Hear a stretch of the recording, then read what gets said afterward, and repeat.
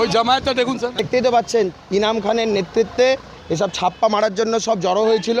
আমি তাড়া করাতে এরা সব ভিড়ভাট্টা করেছে।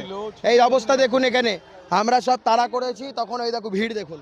এই সমস্ত সমস্ত এখানকার জেহাদি শক্তিরা এক হয়েছে, এই আমাদেরকে তেড়ে এসছে। আমরা পালানোর লোক নই। ছাড়া কেন বলে বুঝি আর ইনাম খানকে পুলিশ গ্রেপ্তার করার পরে কি করে ছাড়া পেল? ছটা আগে কি করে ছাড়লো? কি করে 6টার আগে ছাড়লো? আমরা তো এখানে একজন ভুয়ো ভোটার ধরেছি। একদম ভুয়ো ভোটার ধরার কাজ। এই কাচ্চি লাইন এখানে 12 নম্বর ওয়ার্ডে এই বুথটা থেকে আমরা ধরেছি। ধরার পরে আমরা এখানে এসছি, এখানে বেশ কিছু জমায়েত ছিল আনাধরায়।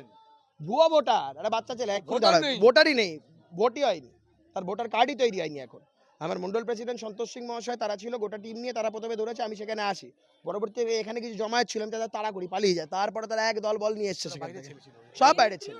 না যেটা ওইটাই তো বললাম, আমরা তো পালিয়ে যাওয়ার লোক নই, কিন্তু আমাদেরকে যেভাবে তেড়ে তেড়ে আসছে এটাই তো আমরা বলছি রাজ্যের মানুষ দেখুক এই আইন শৃঙ্খলার অবস্থা। আমরা তো বলছি এর পরিবর্তন চাই আমরা।